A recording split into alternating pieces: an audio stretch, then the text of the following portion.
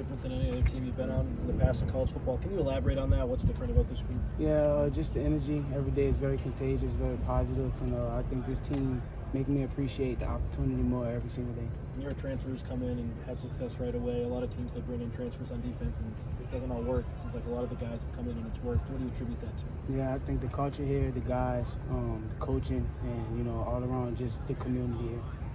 You said on, I think it was only USC, just that, before the LSU game, that was, I think, the only team that or one of the only schools that hadn't offered you that you wanted. How did that kind of motivate you in that game, and why did that hit as hard as it did? Yeah, it just hit it hard because, my past, being from Louisiana and things like that, so I just had the mindset of whatever team will put me in the best position to compete against them, that will be the school for me.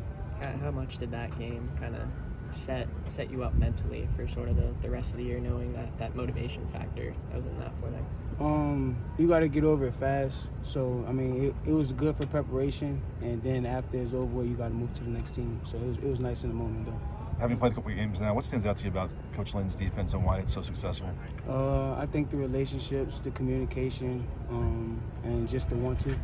Jamil was saying that pre-snap communication has been so key for you guys. How did you go about getting that right leading into the season?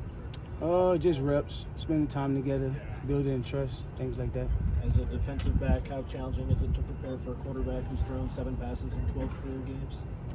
It's very, but beyond stats, guys just like us practice, they watch film, they prepare at a high level, so you got to respect their game as well.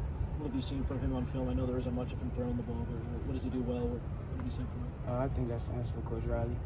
We saw you gain extra work before you came over here. What kind of fuels that extra effort?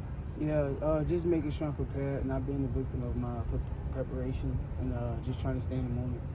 Danton talked about Kamari being in his second year and him helping with communication. What have you seen from Kamari just in terms of getting you guys on the right page and the defensive backfield? Yeah, in general.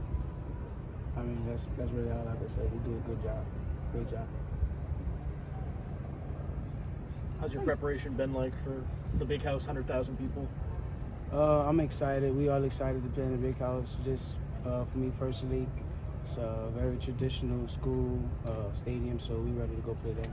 Defensively, it's been so good so far. What did you guys try to improve on during the bye week? What are you working on? Just reflecting,